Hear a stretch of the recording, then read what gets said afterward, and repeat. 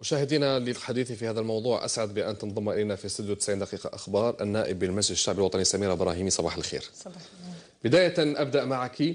كنا نتحدث مع الأستاذ عرعار والأستاذة سميرة كركوش قبل قليل عن موضوع الاختفاءات والاختطافات لدى الأطفال، دائما الضحية الطفل. اليوم قضية أخرى وهي قضية العنف داخل المدرسة بالسكاكين والأسلحة البيضاء وحتى ربما إصابات بالغة. كيف ترين هذا الموضوع؟ بسم الله الرحمن الرحيم، الحمد لله والصلاة والسلام على رسول الله.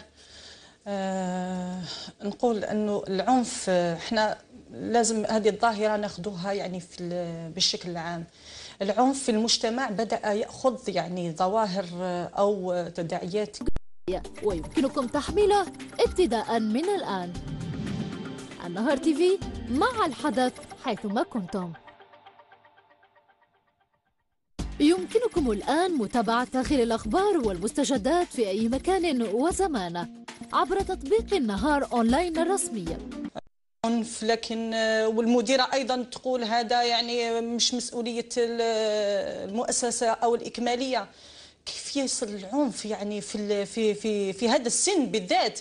يعني نقولوا مرحله الاكماليه معناتها ما بعد الابتدائي مباشره، يعني الطفوله في يعني راهي في اوج طفولتها، من المفروض تعيش البراءه. كيف يوصل العنف الى هذه الدرجه؟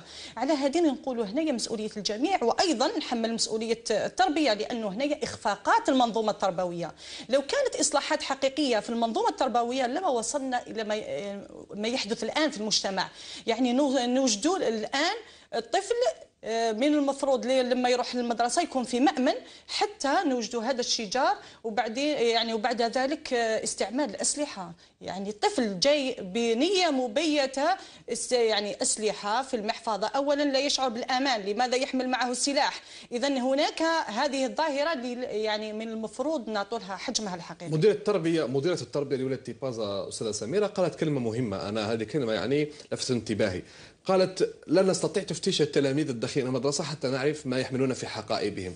طيب ما مهمة المراقبين أو المستشارين؟ ما مهمة حراس؟ كيف لا يفتش مراقب محفظة التلميذ؟ لسنا في سجن، لسنا في مركز شرطة، ولكن من واجبه إن شك في تلميذ يحمل معه أسلحة أن يفتشه ويوقفه. يعني ألا ترين بأن هذا ربما بين قوسين ضحك على الذقون اللي نقول ما نفتش؟ بارك الله فيك. يعني قبل التفتيش احنا نقولوا كيفاش يعني كان شجار، معناتها نشوفوا، أنا شفته الآن في المستشفى لكمات، يعني ديجا راه كاين وقت في الضرب، وهذاك بعد ذلك كان استعمال الأسلحة. يعني كل هذه الفترة وين كانوا يعني التأثير المؤسسة، المستشارين وغيرهم؟ وهنا يعني بالمناسبة، لأنه احنا رانا في البلاطو اللي ندق نقص الخطر، كاين إكماليات ومؤسسات تربوية عندها نقص تأطير، معناتها ممكن نقص حراسة مثلا، نقص حراسة، ممكن عندهم مراقب أو مراقبين في إكمالية أو في ثانوية يخاف على روحه تلقائه.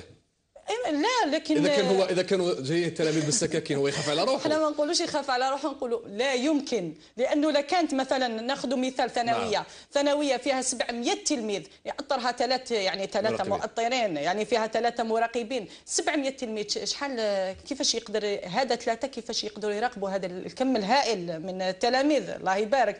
هنا نقولوا يعني من المفروض كما كان يقول الاستاذ غياب منطقيه في توزيع الموظفين، غياب منطقيه في تأطير المدارس. يعني مش منطقي هذا الشيء لو يحصل. لا غير منطق. جميل. ايضا حتى العنف لو لم يكن الاكتظاظ نظن يعني حتى العنف راح يقل. صحيح. سي عرعار، ناخذ رايك في هذه القضيه، العنف المدرسي، ونعالجوا هذه القضيه بدات قضيه تيبازا. يعني تلاميذ يدخلوا بالسلاح الابيض الى المتوسطه ثم يقوم فيها شجار كبير وفيها اصابات حتى بالغه، ومدير التربيه تقول لك انا ما نقدرش نفتشهم، والوزيره تقول لك الاولياء. يعني انا هنا تجدني يعني شويه قضيه غامضه. المسؤوليه مشتركه. لا حابين المسؤوليه مشتركه والجميع، ولكن حابين نعرفوا من يتحمل المسؤوليه الاكبر لو صار الحادث خارج المؤسسه، الاولياء والشرطه وكل حاجه. نعم. ولكن داخل الحرم المدرسي المسؤوليه تعود للمسؤولين على المدرسه. يعني التلميذ يدخل بالسلاح الابيض عندهم مسؤوليه، خاصه اذا شكوا فيه.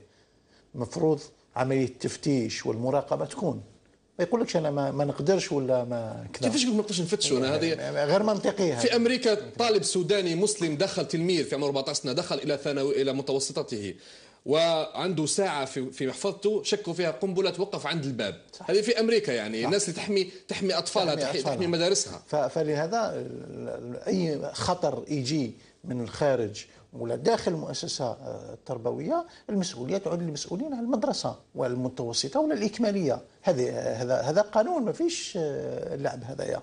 السؤال الثاني، علاش الطفل هذايا يحمل السلاح الأبيض؟ فيه عائلات تقول لك أنا على بالي وليدي باللي عنده سلاح أبيض ولكن مش قادر له. سورتو إذا كان أدوليسون 15 سنة 14 سنة 16 سنة، تقول لك أنا ما نقدرش، على بالي باللي راه عنده لكن ما نقدرش لا نحيله ولا نتكلم معاه في الموضوع هذا. علاش؟ لأنه اللي أنا بي بوفوار.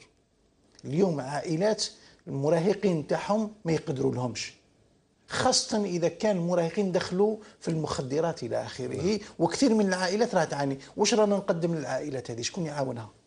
ما فيش. شكون اللي راه يتكفل بهذه المراهقين؟ ما كاش للأسف. من غير العملية التعليمية اللي تتم ولكن خارج البورتاي في وقت الفراغ، شكون اللي يتكفل بهذه الأطفال؟ لما نشوف شجارات أمام المدرسة في وقت الفراغ، شكون؟ ما كاش من وقت الفراغ. لهذا القضية مربوطة بمسلسل كامل، ماهيش مربوطة بحادثة.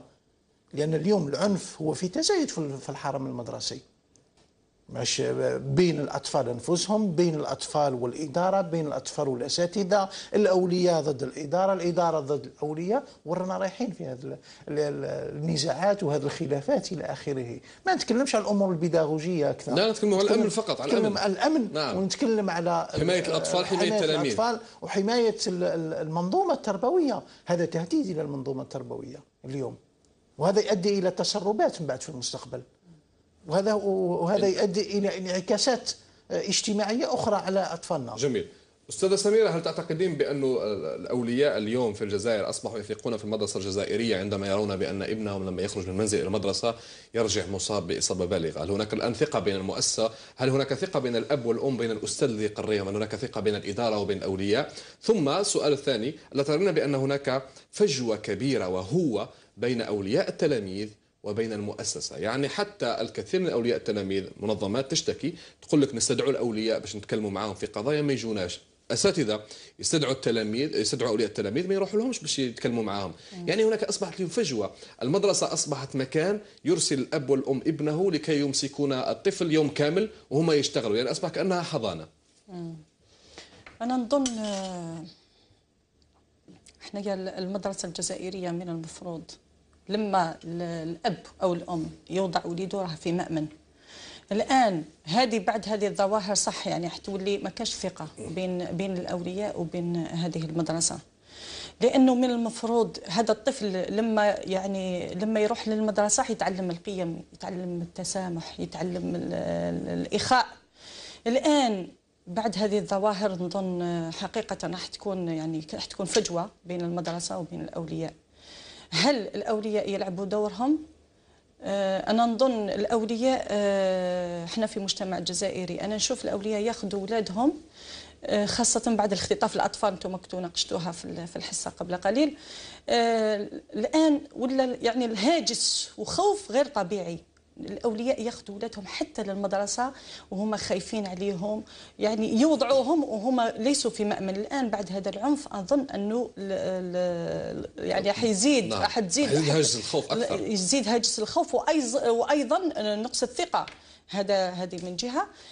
من جهة ثانية أنا نظن هذا العنف ليس فقط هو يعني لصيق بالمدرسة، هو هذا لازم ناخذوه في بعده الآخر.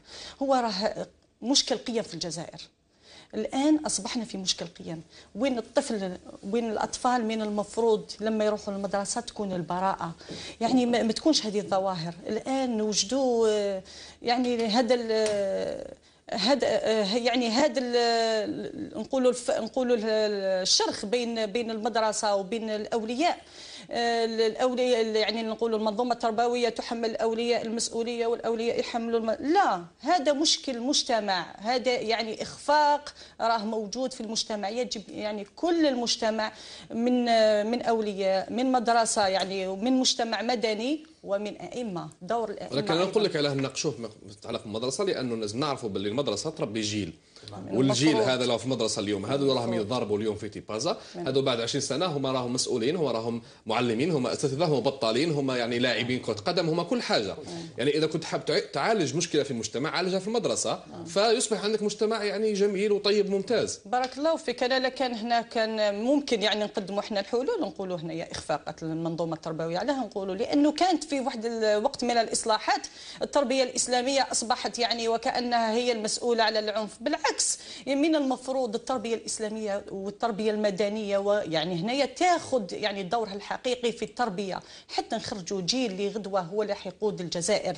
لكن اما الان بهذا يعني حتى التربيه الاسلاميه نعطوها لغير المختصين فيها، هذا يعني معلم اللغه العربيه صحيح. نعم. سعر عار كاخر سؤال، هل تعتقد بانه اليوم نحن ملزمين بان نخلق جهاز في المدارس لحمايه اطفالنا؟ نعطيك مثال، الجامعات حاطينها شركات حراسه خاصه، ولكن المدارس الابتدائيه اولى بان يكون لها شركات حراسه خاصه. لماذا مدرسه ابتدائيه فيها 1000 تلميذ فيها حارس واحد، وجامعه اللي فيها راشدين وناس كبار وصحاح فيها حراس شركات خاصه؟ يعني الا ترى بانه المعادله مقلوبه؟ لكن ماهوش حل حذاني. نعم. ان الجامعه ناس كبار، ولكن على الاقل ينقص شويه، يعرفوا يتعاملوا مع ينقص شويه ولكن ماهوش الحل. يعني انت منطقي 1000 تلميذ مع حارس واحد في ابتدائيه، واكثر من ذلك ممكن تلقى الحارس مسبوق قضائيا يعني حتى طريقه توظيفه طريقه خاطئه، وهو يعتدي على الاطفال. نعم. لهذا الموضوع التعامل مع الاطفال تفرض علينا مقاييس واجراءات خاصه بهم. الناس اللي يتعاملوا مع الاطفال لازم يكونوا مكونين في هذا المجال، ماشي فقط انك تحرس الباب. هذا لا يعني باللي نشك في كل الحراس الموجودين، لا. نعم. لا، كاين ناس محترمين والعكس امناء وكذا كل شيء، ولكن اليوم الانحراف راه يقيس كل المستويات. اليوم المشكل ماهوش فقط في القائمين، راه بين الاطفال انفسهم. اليوم عندك شريحه كبيره من الاطفال معنفه وتبحث على الحل وتبحث على الدواء، ولكن ما لقاتش الدواء. اليوم ما عندكش مراكز اللي راها تداوي المدمنين من الاطفال والمراهقين. اليوم المراهق لما يقول لك انايا جو كونسوم لا دروغ، بصح حبيت نخرج، ما عندوش وين يداوي، يروح للمستشفى، المستشفى ما عندوش الحق يحتفظ به، يعطي له دواء ويقول له روح.